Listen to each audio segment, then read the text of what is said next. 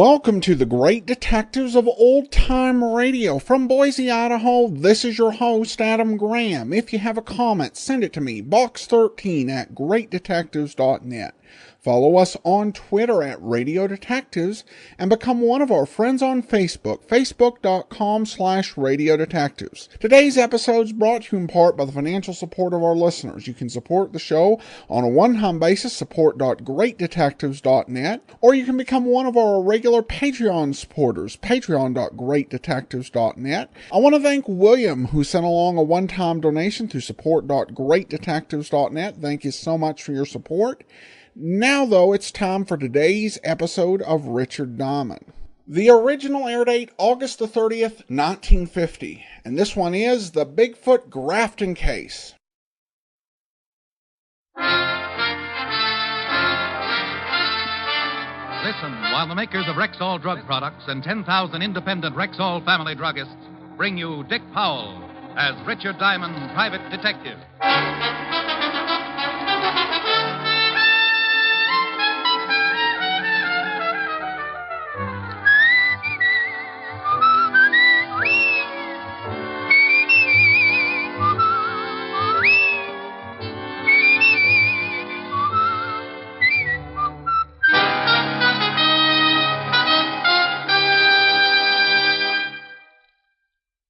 Good evening. This is your Rexall family druggist with a welcome from the 10,000 independent druggists who have made the word Rexall part of our own store names. We've done that because we recommend and sell the 2,000 or more drug products made by the Rexall Drug Company. Like Rexall Mineral Oil, for example. This is the mineral oil specially refined for extra heavy body. What's more, Rexall Mineral Oil is tasteless, odorless, colorless, non-irritating, and non-habit-forming. Quality like that is what we family druggists are talking about when we tell you you can depend on any drug product that bears the name Rexall. Now your Rexall family druggist brings you a transcribed half hour with Richard Diamond, private detective, starring Dick Powell.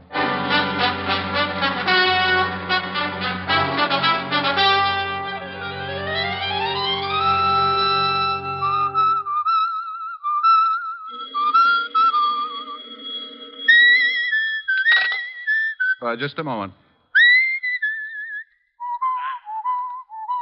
Diamond, pick up the receiver and speak to me, or I'll... Walt, is that your blood pressure I hear bubbling, or are you calling from Niagara Falls? What's the big idea keeping me waiting like that? The big idea is that it's a beautiful day and I'm happy. When I'm happy, I whistle. And when I'm happy and whistling, I don't like to be interrupted. I'll remember that the next time you're unhappy and you ask a favor from me. You can whistle then, too. Oh, the great, big, important police lieutenant wants a favor from poor little old Richard Diamond. I want you to go to a funeral. Yours? No, it's mine. Say, I'll live to dance the Charleston on your grave, wise guy. Oh, they're burying Bigfoot Grafton this afternoon. How do you know? How do I know? How do I know what? That it's Bigfoot Grafton they're tucking in. The way I read in my paper, the Harbor Patrol fished out a guy presumed to be Bigfoot Grafton, boy racketeer. We're satisfied with the identification. Huh? Fingerprints? Fingerprints. Look, the body was in the Hudson River for nearly a week. Oh. Then tell me, what makes you so sure the guy they're putting in the ground today is Grafton? Look, Diamond, you're beginning to exasperate me. Will you or won't you go with us to Bigfoot Grafton's funeral this afternoon? Why me? Maybe you can show the boys how to dig the grave. Oh, Walt, that's silly. I don't know a grave from a hole in the ground. So why me? Because you once told me about a little business matter you had with some of Grafton's gang out west. And because some of those same hoods may attend the funeral. And because if any of them do, you'll recognize them. And I can point them out to you. Say, you are a detective. Otis and I'll pick you up in about an hour. Goodbye, Diamond. Goodbye, Bright Eyes. Come on, Billy. How many times have I got to tell you this is the only thing left to do? It's all wrong, Marge. I tell you, there's no need to call in a private eye. Well, hello, girls. Who are you? The name's on the door. You're Diamond? You see something you don't like? Yeah, you. Oh, you'll never be lovely, be engaged, or get to use ponds with an attitude like that. It's a waste of time, Marge. A waste of time. Lay off it, Billy. I know what's right. We came a long way to see you, Diamond. All the way from West Frampton we came. We're ducklings. Well, first impressions are so deceiving. I almost thought you were girls. Now, look, there's a psychiatrist just down the hall who... Get this, Billy. The guy thinks we're nuts. Well, maybe you are a couple of ducks, and I'm the one who's crazy. Not ducks, ducklings. Oh. Well, then if you have that kind of a problem, go to the Audubon Society. You never heard of the Long Island Ducklings? All we done was win the pennant last year. Pennant? Oh, baseball? Now it's coming. We're a girls' softball team. We got our own park out in West Frampton. I play third base. Who's on first? Me. Come on, let's get out of here, Marge. We'll stay. We gotta find Lottie, and he's gotta help us. Lottie? Lottie Wyrachek, our second baseman. She's been missing almost a week now. We can't win without our second baseman. Oh, yes. I can see where it must leave quite a gap between first base and shortstop. We ain't gonna win the pennant again unless we get Lottie back, Diamond. We gotta have her. You're elected. Elected? I'm not even sure I accept the nomination. See? Let's go, Marge. You don't want the job, Diamond? Well, I've never looked for a missing second baseman before. I wouldn't know where to begin. A fine detective. Here, you begin by looking at her snapshot. Oh, no, girls. Really, I'm terribly busy right now. I've got to go to a funeral and help the police department with it. Look at her picture. But I tell you,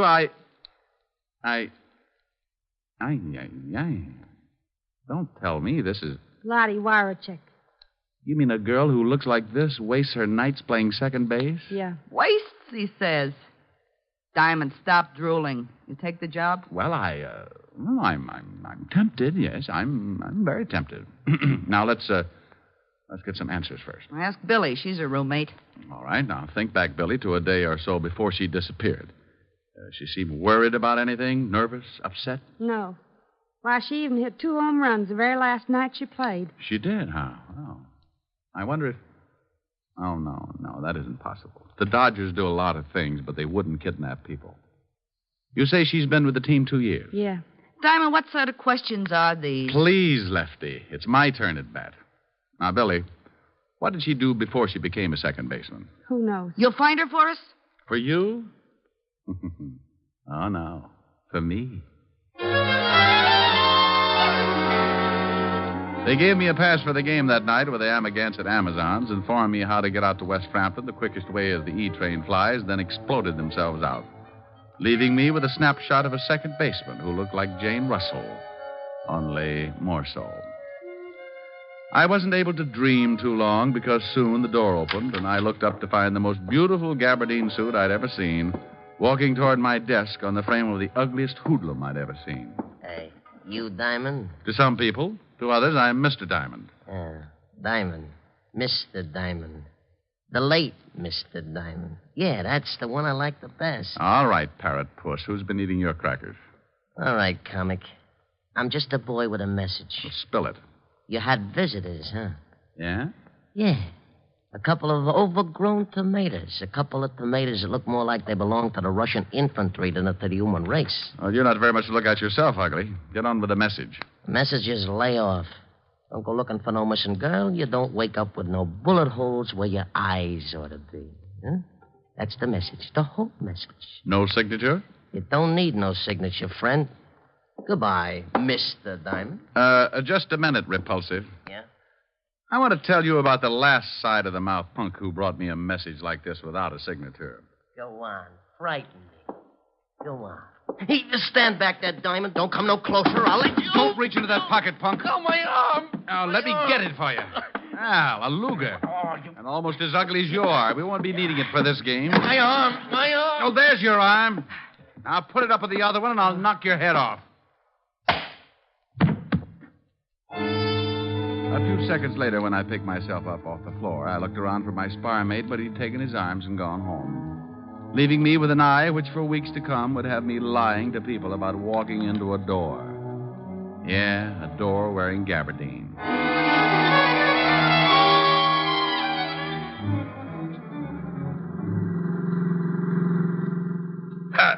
How'd you get that shiner, Diamond? I walked into a door, Walt, a door with a fist at the end of it. Where is this cemetery? South Carolina? We'll be there soon. Bigfoot Grafton won't mind waiting a little longer. Assuming, Sergeant Otis, that it is Bigfoot Grafton they're planting. Oh, no, you're not going to start that again. I told you on the phone. We're satisfied with the identification. What identification? Laundry marks on Grafton's shirt, cleaning marks on Grafton's suit. Go on. What do you mean, go on? Look, Walt, suppose you're wanted for murder. 2 murder raps, and you don't have a chance of beating. And suppose that next to the mailman with the income tax refunds, you're the most looked-for guy in the country. Yeah, I know what you're going to say, Diamond. You think maybe Grafton finds a sucker with his same general build, shoots him in the spine, changes clothes with him, and then dumps him in the big bathtub. That's right, Walt. Well, us silly, confused homicide cops figured that way, too, until we checked up on what gave Grafton his nickname. His nickname? Bigfoot. Yeah. 14 and a half. We found his shoemaker. He verified the size. So? So it's possible that Grafton can find a guy that fits his general physique. It's even possible that the guy he finds not only is built the same way body-wise, but wears exactly size 14 and a half brogans, too. Yeah, it's possible, but highly improbable. Yeah, maybe you're right at that. Well, on behalf of myself and all the other simple-minded fellas known as cops, thank you, Diamond, for saying what you just did. Thank you. There's the cemetery. It was just a simple little funeral, except that the coffin cost maybe $10,000 more than mine will ever cost, and excluding the fact that there were enough flowers to make a couple of dozen floats for the Turnip of Roses parade. Yes, it was just a simple little funeral with maybe 1,000 simple little mourners. Good conservative people, like safe blowers, burglars, con men, petty thieves, and some not so petty. Big wheels, little wheels, chiselers, grifters, grafters, gyp artists. Well, Diamond, you see anyone who used to run with Grafton's mom? No, not yet. Hey, look. Now, what's he doing here? Oh. The parrot nose in the stylish gabardine suit. I've been admiring that suit. Gabardine, huh? Too bad a poor little gabardine had to go give up its life just so a mug like that could have a suit. Where you going, Diamond? Who is that guy? He's a messenger boy. I'll be right back. I edged my way through the crowd toward him, hoping that in view of the solemnity of the occasion, none of the pickpockets among the mourners would make use of the opportunity to swipe my suspenders. 5 yards away, he turned. He saw me and started to run. I put my head down like a sprinter and turned to follow. There's nothing like a merry chase in a merry place like a cemetery. And just when I thought I had him... Diamond, what are you doing running into tombstones? Oh, well, I suddenly remembered it's been years since I had a collision with a tombstone. What were you chasing that guy with a fancy suit for? I wanted to find out who his tailor is. Look, Otis got a good look at that twerp I was chasing. Tell him to go through Rogue's Gallery and try to identify him for me, huh? Yeah, but where are you going? Me? No, I think I'll go to a ball game. It was a good game as games go, fast and exciting, and my girls did themselves proud. 8-3. Even though the girl who was playing second in place of the missing Lottie made 3 errors. After the game, I was in the corridor outside the dressing room talking to Billy, the first baseman. The one who didn't think I should have been hired to bird dog the missing girl. Look, Diamond, this is all for nothing. Lottie ain't missing. We never called on you. There's no case. Now, that's the same tune with a slightly different lyric and ugly in a gabardine suit sang to me. It's a good thing I'm stubborn. It's a bad thing, Diamond, for you. It's going to maybe cost you your life. No. No! Don't! It happened that fast. By the time I turned around to see who did the shooting, he had disappeared in the crowd. Dirty heel. Diamond, what happened? I heard shooting. Stand back, everybody. Send for a doctor. The rotten heel. I was on his team. Who, Billy? Who? I told him Marge called on you to find Lottie. Who, dear? They'll kill Lottie. They'll kill Lottie. Billy. Billy. Diamond, is she... If anyone asks you who's on first, the answer is no one.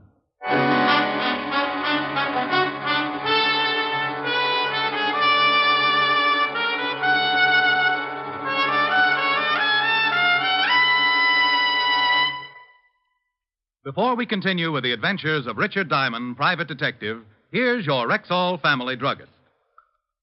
I've discovered lately that a lot of people think they don't need to take any precautions against vitamin deficiency during the summer months. But the truth is, we're just as apt to be low on vitamins during the summer as any other season. Then you think people should continue right through the summer taking a vitamin supplement? Indeed I do, ma'am. And the one I recommend is Rexall Plenamins. Why exactly?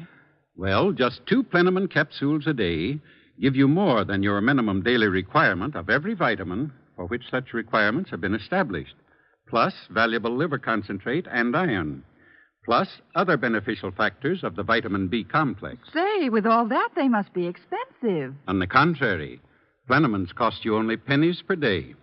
Ask for Plenamins at any Rexall drugstore. And remember, you can depend on any drug product that bears the name Rexall. And now back to tonight's adventure with Richard Diamond, Private Detective, starring Dick Powell.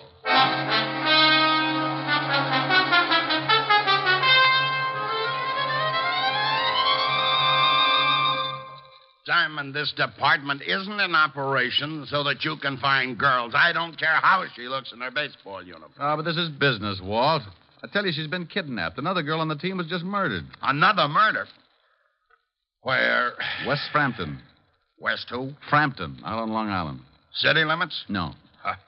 That's the quickest case I ever marked closed. What do you want to waste my time with imported homicides for? Don't I have enough to do right here? Oh, but Walt, look, Don't butt me. They've been knocking each other off like flies this week. We're so jammed up, I got 3 stiffs that don't even have a place to lie down. 4, if you include Otis. Oh, just for that, wise guy, I ain't talking. Oh, if I could only be sure of that. I mean, I ain't talking about the guy you played tag with in the cemetery. I found him in the picture book, all right, Diamond. It took me 2 hours. And just for making cracks at me, I ain't telling you his name. Whose name? Joe Gabardine's, that's whose. And I ain't telling you what else I found out about him in the picture book either.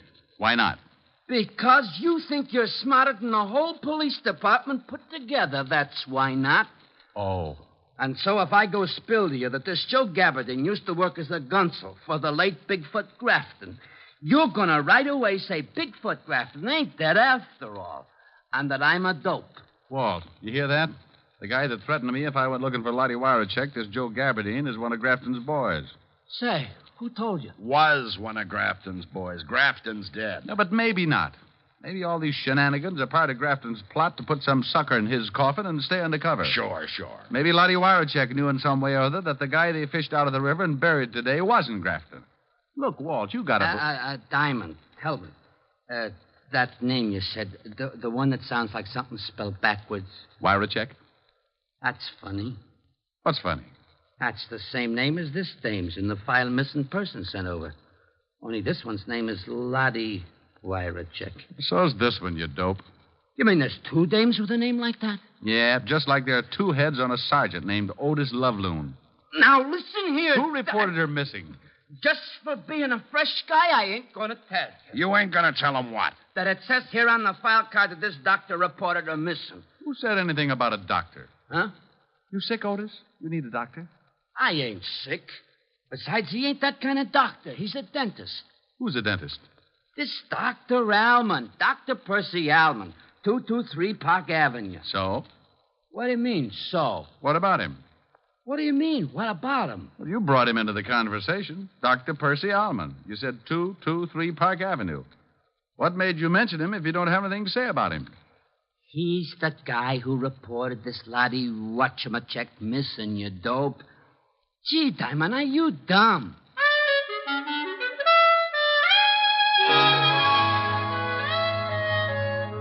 Dr. Percy Alman's home for decrepit teeth at 223 Park Avenue was a fancy schmancy establishment where bad little molars and bicuspids went in for punishment.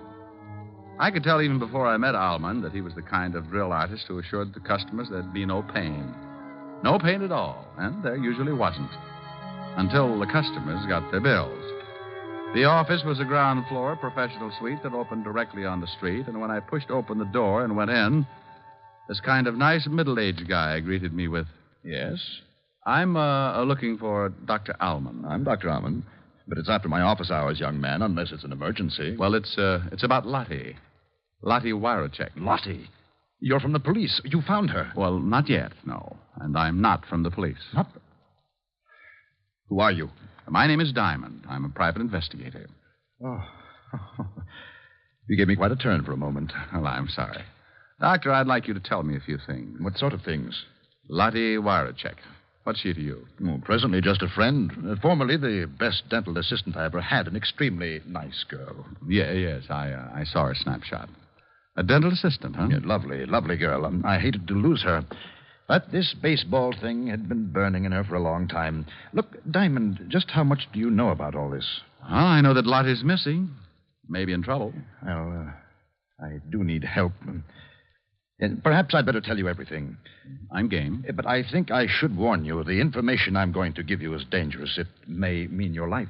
Well, I'm still game. Maybe not as much as a few seconds ago, but... Very well. A year or so ago, I had a patient, a man who called himself Dunn, George Dunn. And then you found out that Dunn wasn't Dunn at all. That he had very big feet and he was a racketeer named Grafton. Yes. You're very clever, Diamond. It was the dental chart he wanted. He threatened me. I felt that if I ever gave it to him, he'd feel the necessity for killing me. So I gave the chart to Lottie to keep... It happened so fast, I barely had time to leap behind a chair. 1 second, the doctor and I were talking. The next, everything was bedlam and confusion. And blood and death and anger. My anger. The doctor had caught one smack between the eyes. And I got mad, shooting mad. I charged out of that office maybe 10 seconds behind the killer, just in time to see him get into a car and melt away into the traffic. He headed east, then south, and east again. Then stopped at a crummy-looking building and went in. And that's when smart, shrewd, clever private detective Diamond climbed a drain pipe, tore his pants, looked inside a second-floor window, saw a girl tied to a chair, and, like Lochinvar, broke in to rescue the fair second baseman in distress. Lottie? Look out! Oh, this was getting monotonous. The billy caught me on the back of the neck, and while it didn't knock me out, it didn't make me feel like dancing either. The first thing I was aware of when I oriented myself to my new condition was the biggest pair of feet I'd ever seen. And the next thing I saw was the gabardine suit containing in its bright, clean folds the filthiest little murder artist I'd ever seen. So I made like a possum and pretended I was asleep. Say, Grafton, I told you the shamus followed me. I want him. He's all yours, Joe, I promise, but later. Why later? Why wait? Because I gotta get that dental chart, that's why.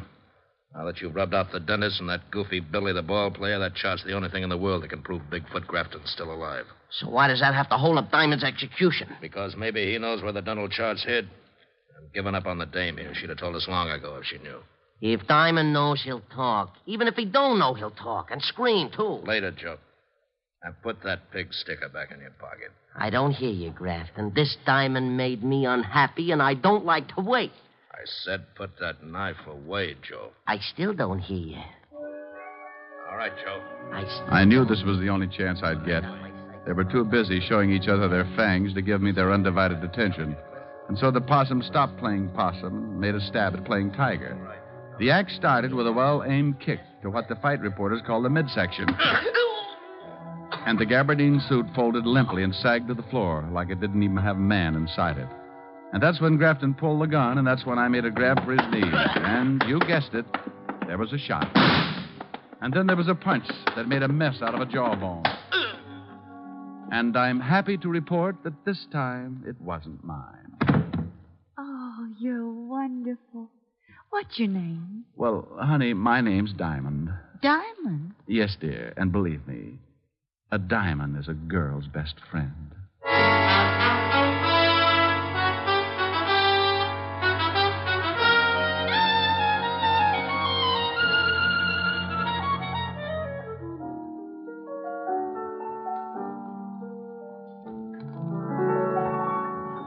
I hadn't anyone tell you I was a lonely one. Tell you I used to lie awake and wonder if there could be a someone in the wide world just made for me. Now I see I had to save my love for you. I never gave my love till you. And through my lonely heart demanding it, Cupid took a hand in it. I hadn't anyone till you. You're so romantic, even with a black eye. Oh, thank you, dear. Oh, Ricky, darling, it must have been dreadful. Oh, it had its moments, Helen.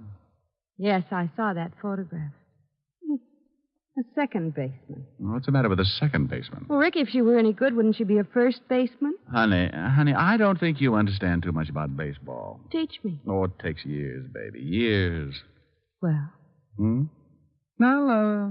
Well, baseball's a game that's divided into innings. 9 innings. Inning? What's an inning? Maybe I better teach you how to play post office. No. Ricky, please.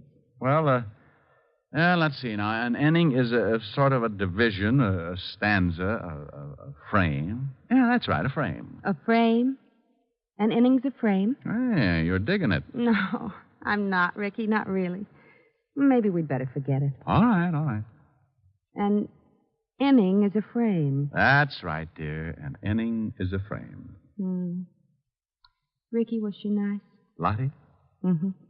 Well, I'll say this for her. She sure had a beautiful inning.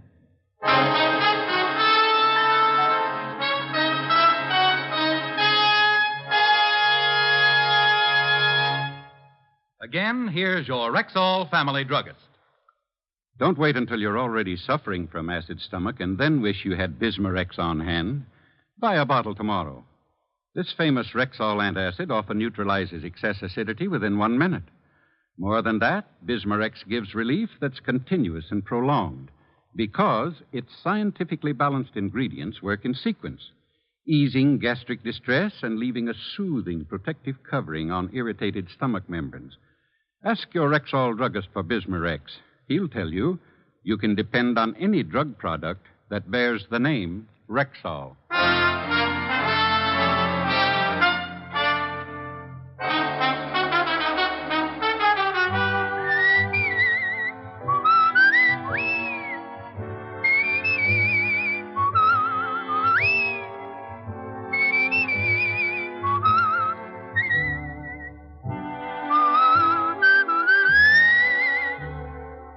Richard Diamond, Private Detective, stars Dick Powell in the title role and is written by Michael Camroy with music composed and conducted by Frank Worth. Featured in tonight's cast were Ted DeCorsia, Wilms Herbert, John Daner, Bill Conrad, Virginia Gregg, Gloria Blondell, and Sidney Miller. Richard Diamond, Private Detective, was transcribed in Hollywood by Jaime Del Valle.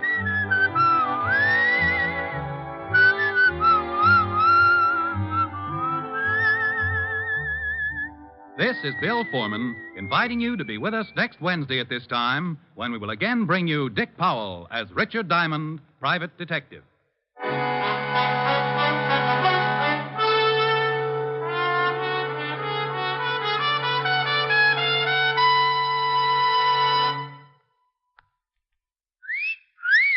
Hiya, beautiful. Get lost, Bristlepuss. You need a shave. But I have shaved. What else do you want me to do? Silly boy, she wants you to go Stag. Go Stag? But why? Because Stag is Rexall's exclusive line of men's good grooming aids, like Stag Brushless Shave Cream. No fuss, no massage, just smooth it on, and presto, you get a clean, close shave. Your face stays smooth and whiskerless all day long. I'll do it. I'll go Stag. That's it. Join the Stag line now at Rexall drugstores everywhere. Yes, to make girls care. Go Stag.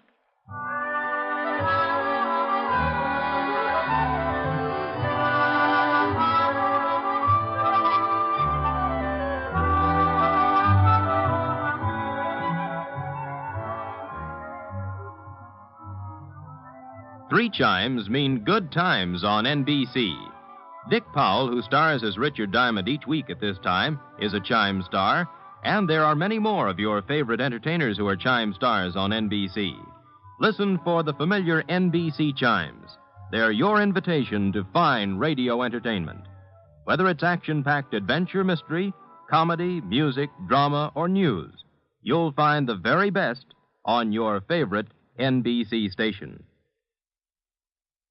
Listen again next Wednesday at this same time for another exciting adventure with Dick Powell, starred as Richard Diamond. And remember, 3 chimes mean good times on NBC. In 2 weeks, enjoy The Halls of Ivy with Ronald Colman on NBC.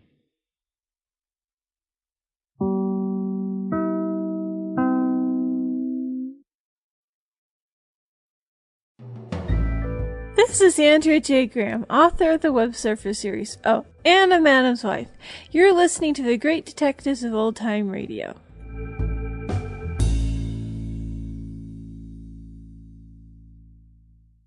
Welcome back. A solid mix of humor and hard-boiled antics. I will say that the line, Diamond's a girl's best friend, had to be the biggest groaner I've heard in many a day. But it's Richard Diamond, so I can forgive that. I did find interesting the use of this women's baseball team, and it was a fictionalized thing playing off a real-life event. If you've seen A League of Their Own, the All-American Girls Professional Baseball League began during World War II and was actually still a going concern in 1950. It remained in business until 1954. Of course, the team in this episode was fictional. One thing I did find interesting from researching this is that they did not even have a team out in New York for the AAG PBL. It was essentially entirely a Midwest operation, with the greatest team of that league being the Rockford Peaches, based in Rockford, Illinois. So a nice little tidbit, even if they do have to move the league a couple thousand miles to fit with the story. It's a nice touch. All right, well, that will do it for today. Join us back here tomorrow for Boston Blackie. And then next Wednesday, we'll be back with another episode of Richard Diamond. In the meantime, send your comments to box13@greatdetectives.net. Follow us on Twitter @Radio Detectives and become one of our friends.